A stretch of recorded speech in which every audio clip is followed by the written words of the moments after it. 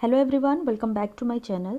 इस वीडियो में हम देखने वाले हैं बायोटेक्नोलॉजी को किस तरह से मॉलिक्यूलर डायग्नोसिस में यूज़ किया जा सकता है। ओके, तो चलिए सबसे पहले देखते हैं कि डायग्नोसिस में बायोटेक्नोलॉजी का यूज़ करने की ज़रूरत क्यों पड़ती है।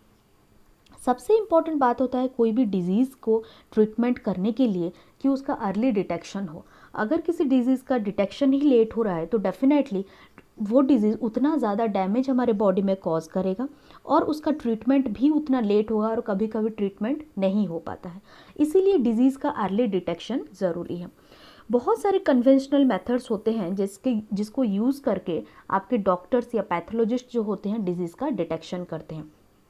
जैसे कि सीरम एनालिसिस, कभी कभी आपने ब्लड का सैंपल भी दिया होगा, राइट। बहुत बार सीरम एनालिसिस होता है और यूरिन एनालिसिस होता है। ये कुछ छोटे मोटे टेक्निक्स हैं जो कि कन्वेंशनल मेथड्स माने जाते हैं। मतलब बहुत पहले से ये मेथड चलते आ रहे हैं, यूरिन एनालिसिस, सीरम एनालिसिस, जिसको यूज़ करके कोई भी डिजीज़ का डायग्नोसिस होता है।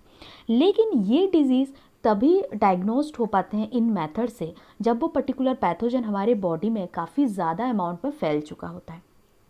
पहले सिम्टम से पहले ही हम अगर इनका डायग्नोसिस करना चाहें किसी डिजीज़ का, ओके, सस्पेक्ट में अगर डायग्नोसिस करना चाहें तो ये मेथड्स जो हैं वो यूज़ नहीं हो पाएंगे, क्योंकि ब्लड में तभी पैथोजन के एंटीजेंस या फिर कोई प्रोटीन जिसका यूज़ करके डायग्नोसिस होगा वो तभी आएगा जब पैथोजन अपना अमाउंट काफ़ी ज़्यादा स्प्रेड कर चुका होगा, राइट। इसीलिए अर्ली डिटेक्शन इन टेक्निक से पॉसिबल नहीं होता। लेकिन कुछ और भी टेक्निक्स होते हैं जिनका यूज़ करके हम अर्ली डिटेक्शन कर सकते हैं, जैसे कि रिकॉम्बिनेंट डीएनए टेक्नोलॉजी का यूज़ कर सकते हैं, पीसीआर का यूज़ कर सकते हैं, एलाइसा का यूज़ कर सकते हैं। पीसीआर आपको पता है, हम लोग ऑलरेडी डिस्कस कर चुके हैं पीसीआर मेथड्स के बारे में। पीसीआर में बहुत छोटे से अमाउंट में अगर कोई डीएनए मॉलिक्यूल प्रेजेंट है तो भी हम उसको एम्पलीफाई कर सकते हैं, उसका नंबर इंक्रीज कर सकते हैं और फाइनली हम डिटेक्ट कर सकते हैं कि वो पर्टिकुलर डीएनए मॉलिक्यूल कहाँ से आया हुआ है।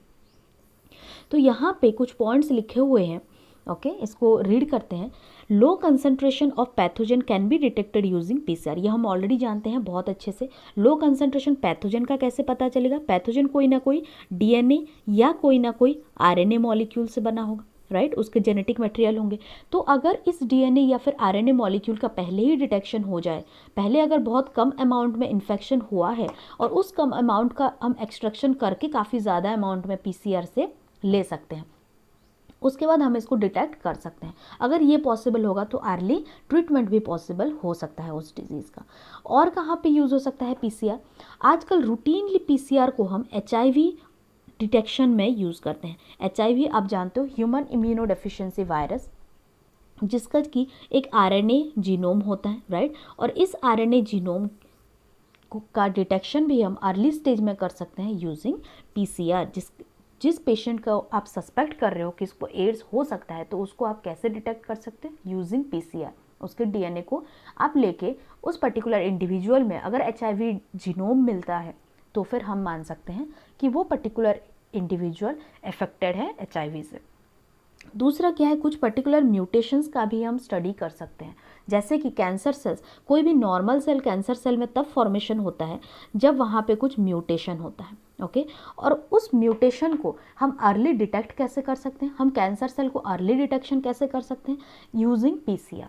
जो भी जीन हमारे पास है, अगर हमने उसका एम्प्लीफिकेशन कर लिया, हमने वहाँ पे ये डिटेक्शन कर लिया कि एक पर्टिकुलर जीन में म्यूटेशन हो चुका है, तो हम मान सकते हैं कि वो पर्टिकुलर इंडिविजुअल को आगे चल के वो म्यूटेशन कैंसर कॉज कर सकता है और उस पर्टिकुलर कैंसर का हम अर्ली ट्रीटमेंट भी स्टार्ट कर सकते हैं। तो ये थे कुछ मेथड्स जो कि कन्वेंशनल टेक्नोलॉजी, जो कि सीरम एनालिसिस और यूरिन एनालिसिस हो रहे हैं, उसको हम कैसे सबसाइड करके डिटेक्शन कर सकते हैं, अर्ली डिटेक्शन करके उस पर्टिकुलर डिजीज़ का ट्रीटमेंट ले सकते हैं। तो चलिए यहाँ पे कुछ और पॉइंट्स के बारे में बात करते हैं कि किस तरह से हम ये जो पीसीआर के बारे में हमने अभी बात किया। पीसीआर में हम जानते हैं कि डीएनए का एम्प्लीफिकेशन कर रहे हैं, लेकिन किस तरह से हम डिटेक्ट कर सकते हैं उसको जानने का कोशिश करते हैं। अब मान लेते हैं कि हमारे पास एक डीएनए मॉलिक्यूल प्रेजेंट है, ओके। इस डीएनए मॉलिक्यूल में डबल स्टैंडर्ड डीएनए मॉलिक्यूल होता है, इसमें बहुत सारे जीन प्रेजेंट होते हैं, हमें सारे जीन के बारे में पता है। हमने क्या किया, इस पर्टिकुलर डीएनए का कुछ प्रोब लिया। प्रोब क्या होता है, एक छोटे छोटे सेगमेंट होते हैं जो कि कॉम्प्लीमेंट्री होते हैं इस डीएनए स्ट्रैंड के। अब हमने क्या किया, ये जो डीएनए है इसके साथ इन प्रोब को डाल दिया। डालने के बाद अब क्या होगा, ये जहाँ जहाँ पे ये डीएनए मॉलिक्यूल होंगे, अब जैसे कि मान लेते हैं ये फ्रैगमेंट्स डीएनए के बन चुके हैं अभी, ओके। फ्रैगमेंट बनने के बाद अब यहाँ पे ये प्रोब जो ब्लू कलर के हैं, जहाँ जहाँ कॉम्प्लीमेंट्री सीक्वेंसेस इनको मिलेंगे वो वहाँ पे जाके अटैच हो जाएंगे, क्योंकि हम जानते हैं जो डीएनए मॉलिक्यूल्स होते हैं वो आपस में हाइड्रोजन बॉन्ड का फॉर्मेशन कर सकते हैं। तो जहाँ पे ये प्रोब अपना कॉम्प्लीमेंट्री सीक्वेंसेस देखे वहाँ पे ये जाके बाइंड हो गए। लेकिन अगर इस पर्टिकुलर डीएनए में कहीं पे एक म्यूटेशन हो रखा है, मान लो इस पर्टिकुलर जीन में म्यूटेशन हुआ है, अब म्यूटेशन होने के बाद इसके पास ये प्रोब तो आएगा, एक प्रोब तो आएगा, लेकिन ये इसके साथ अभी बाइंड नहीं कर सकता क्योंकि इसका सीक्वेंस अभी चेंज हो चुका है और ये प्रोब के सीक्वेंस के साथ कॉम्प्लीमेंट्री मैच नहीं करेगा। तो इसके बाद क्या हो सकता है कि हम डिटेक्ट कैसे करेंगे। अब हम जानते हैं कि कोई भी डीएनए मॉलिक्यूल को हम नेकेड आई में तो देख नहीं सकते, हमने प्रोब यूज़ किया, कॉम्प्लीमेंट्री कर लिया उसको, ओके, बाइंड भी हो गया। अब ये एक शीट में होता है सारा काम, मान लेते हैं ये एक शीट है, यहाँ पे इस तरह से प्रोब है जो कि कॉम्प्लीमेंट्री डीएनए में बाइंड कर चुके हैं। अब हम कैसे इसको देख सकते हैं, ऑटो रेडियोग्राफी मेथड से। ऑटो रेडियोग्राफी क्या होता है, वो मेथड डिटेक्शन का मेथड होता है जहाँ की हम लोग एथिडियम ब्रोमाइड मीडियम यूज़ करके इसको विजुअलाइज कर सकते हैं। आपने ये सारे मेथड जेल इलेक्ट्रोफोरेसिस में पढ़ के रखा है। ऑटो रेडियोग्राफी के बारे में हमने जब डीएनए फिंगरप्रिंटिंग पढ़ रहे थे तभी हमने डिस्कस कर लिया था। तो अब हम क्या करेंगे, अब इस पर्टिकुलर फिल्म को अब इसको हम विजुअलाइज करेंगे जिसके अंदर की सारे कॉम्प्लीमेंट्री स्ट्रैंड प्रेजेंट है। लेकिन जब हम विजुअलाइज किए तब एक ऐसा हमें डीएनए सेगमेंट मिला जो कि कॉम्प्लीमेंट्री नहीं हुआ है प्रोब के साथ। जितने भी सेगमेंट प्रोब के साथ बाइंड हुए हैं वो सारे कुछ विजुअलाइज हो जाएंगे, हमें देखने को मिल जाएंगे, लेकिन वो सेगमेंट जो कि कॉम्प्लीमेंट्री डीएनए के साथ बाइंड नहीं हुआ है, प्रोब के साथ बाइंड नहीं हुआ है, वो अब विजुअलाइज नहीं हो पाएगा। और हमें पता चल जाएगा जहाँ पे ये विजुअलाइजेशन नहीं हो पा रहा है वहाँ हमें पता चल जाएगा कि ये वो सेगमेंट है जहाँ पे कि म्यूटेशन हुआ है। ये कैसे काम आता है, चलिए देखते हैं। अगर किसी सेल के बारे में आप स्टडी कर रहे हो, आप पता करने का कोशिश कर रहे हो कि उस सेल के जो डीएनए मॉलिक्यूल्स हैं वहाँ पे ऐसा कौन सा एरिया है जहाँ म्यूटेशन हुआ है, या फिर क्या वहाँ पे म्यूटेशन हुआ है जो कि कैंसर कॉज कर सकता है, उसके लिए आप क्या कर सकते हैं, उस डीएनए के जितने भी सेगमेंट्स हैं जो कि कैंसर ऑन्कोजीन्स होते हैं उन सेगमेंट के आप प्रोब फॉर्मेशन कर सकते हो और प्रोब को क्या कर सकते हो, हाइब्रिडाइज करा सकते हो। और हाइब्रिडाइज कराने के बाद क्या होगा, जो नॉर्मल डीएनए सीक्वेंसेस हैं वहाँ पे जाके ये प्रोब तो बाइंड हो जाएंगे, लेकिन अगर उस पर्टिकुलर जीन में अगर कोई म्यूटेशन हो चुका है तो वहाँ पे ये प्रोब आके अभी बाइंड नहीं कर पाएंगे और हमें पता चल जाएगा कि हाँ इस पर्टिकुलर डीएनए में म्यूटेशन हो चुका है जो कि आगे चल के अभी कैंसर को लीड कर सकता है। तो इस तरह से हम किसी डिजीज़ का अर्ली डायग्नोसिस कर सकते हैं यूजिंग प्रोबिंग मेथड, ओके। सो ये एक बहुत ही इम्पॉर्टेंट एप्लीकेशन है बायोटेक्नोलॉजी का। तो यहाँ पे एक छोटा सा कुछ पॉइंट्स लिखे गए हैं, चलिए देख लेते हैं। ए सिंगल स्टैंडर्ड आरएनए और single standard DNA is used as a probe and hybridized with the cells to pair with its complementary pair. जैसे कि अभी हमने देखा कि सिंगल स्टैंडर्ड आरएनए यूज़ कर सकते हैं, सिंगल स्टैंडर्ड डीएनए भी हम यूज़ कर सकते हैं। इसको प्रोब बोला जाता है और ये प्रोब रेडियो एक्टिव होते हैं सो दैट हम बाद में जब इस फिल्म को एनालिसिस करें तो इस फिल्म को जैसे ही हम यूवी रेडिएशन दें तो फिर जहाँ जहाँ ये प्रोब प्रेजेंट होगा वहाँ पे ये लाइट शो करने लगेगा और जहाँ पे ये प्रोब कॉम्प्लीमेंट्रिटी बाइंड शो नहीं करेगा वहाँ पे ये लाइट शो नहीं करेगा, ओके। तो उसके बाद हमने क्या किया, इस प्रोबिंग को ऑटो रेडियोग्राफी से विजुअलाइज किया, ओके। विजुअलाइज करने के बाद हमें पता चल गया कि कहाँ पे कौन से जीन में म्यूटेशन हुआ है और कौन से जीन में म्यूटेशन नहीं हुआ है। नेक्स्ट क्या है कि वो सेल जहाँ पे म्यूटेटेड जीन प्रेजेंट होंगे वहाँ पे वो क्या होंगे, वो पर्टिकुलर सेगमेंट जो जीन जो म्यूटेटेड हुए हैं will not appear in the photographic film because there will be no complementary sequence to it. जैसे कि हमने देखा जिनके पास कॉम्प्लीमेंट्री सीक्वेंस नहीं होगा वो प्रोब जाके बाइंड नहीं करेगा और वो ऑटो रेडियोग्राफी फिल्म में आपको विजुअलाइज नहीं हो पाएंगे। ये कुछ इंपॉर्टेंट पॉइंट्स थे जो कि आपसे एग्जाम्स में पूछे जा सकते हैं। ये आपसे पूछा जा सकता है कि अगर आपके पास ऑटो रेडियोग्राफी फिल्म है तो आप कैसे पता करोगे, आपको क्या ऐसे देख कर पता लग जाएगा कि सेगमेंट जो है वो म्यूटेटेड है कि नहीं है। वो सेगमेंट म्यूटेटेड होंगे जिनके साथ की प्रोब कॉम्प्लीमेंट्री बाइंडिंग नहीं किया होगा। ओके, नेक्स्ट कुछ पॉइंट्स के बारे में बात करते हैं, कुछ एक और टेक्नोलॉजी के बारे में बात करते हैं जो कि यूज़ होता है अर्ली डायग्नोसिस में, वो है एलाइसा।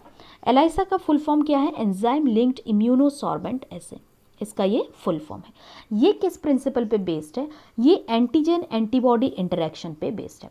हम जानते हैं जो एंटीबॉडीज़ होते हैं हमारे बॉडी में वो वाई शिफ्ट एंटीबॉडीज़ होते हैं, और इनका काम क्या होता है, जैसे ही कोई फॉरेन एंटीजन हमारे बॉडी में अटैक करता है वो इसके साथ जाके बाइंड हो जाते हैं। इस तरह से जैसे ही इसके साथ जाके बाइंड हो गए, इनको पता चल जाएगा कि हाँ ये फॉरेन एंटीजन है, और फाइनली ये टी सेल्स को एक्टिवेट कर सकते हैं सो दैट टी सेल्स आके इनको डिस्ट्रॉय कर सकें। ये होता है एक सिंपल एंटीबॉडी का काम।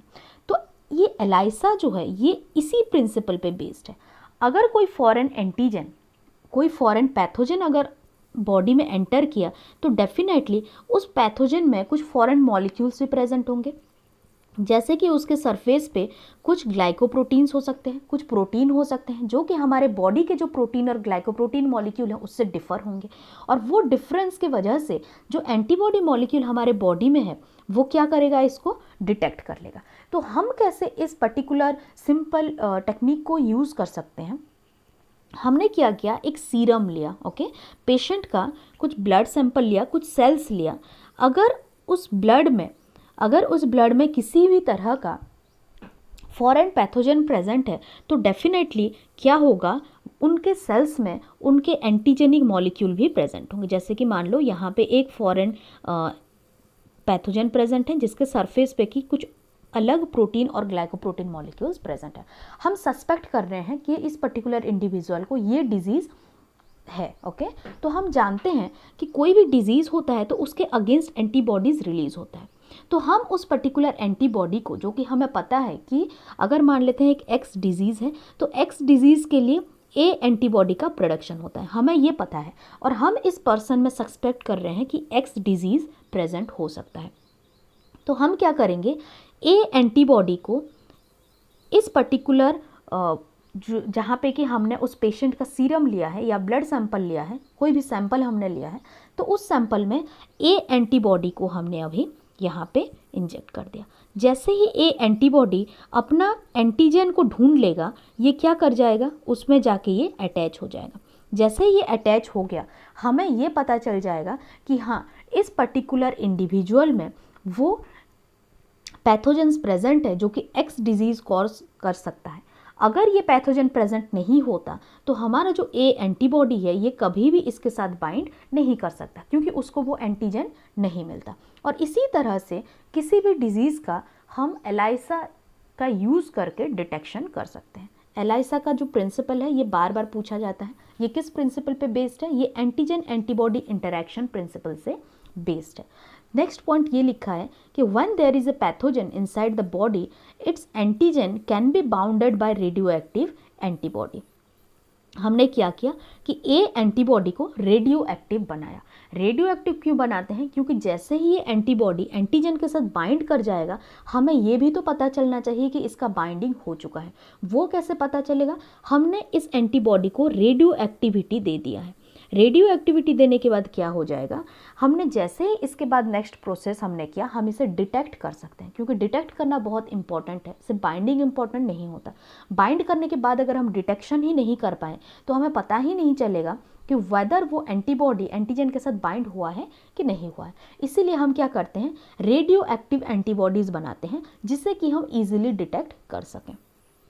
और ये जो एंटीजेनिक सेगमेंट्स होते हैं किसी भी पैथोजन में, वो क्या हो सकते हैं? आइदर वो प्रोटीन हो सकते हैं या फिर वो ग्लाइकोप्रोटीन मॉलिक्यूल्स हो सकते हैं। ये कुछ इंपॉर्टेंट पॉइंट्स था जिसका कि यूज़ करके हम अर्ली डायग्नोसिस कर सकते हैं।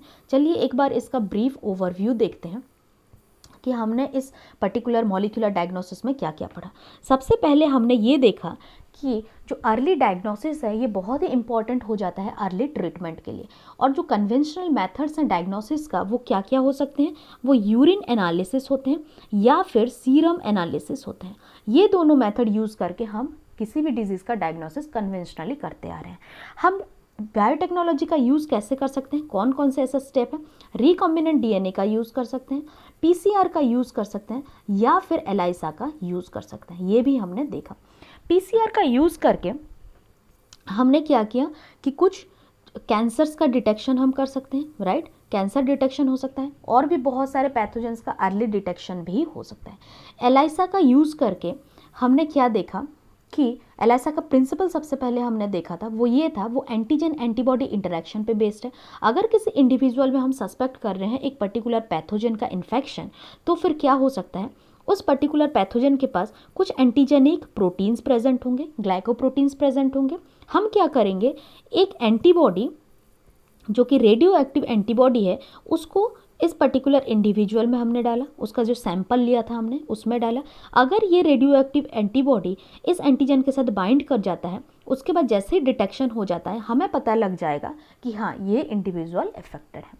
तो ये था कुछ मॉलिक्यूलर डायग्नोसिस के एप्लीकेशंस जो कि बायोटेक्नोलॉजी का यूज़ करके हम कर सकते हैं। तो होप कि आपको ये वीडियो समझ में आ गया होगा। So thank you very much for watching this video.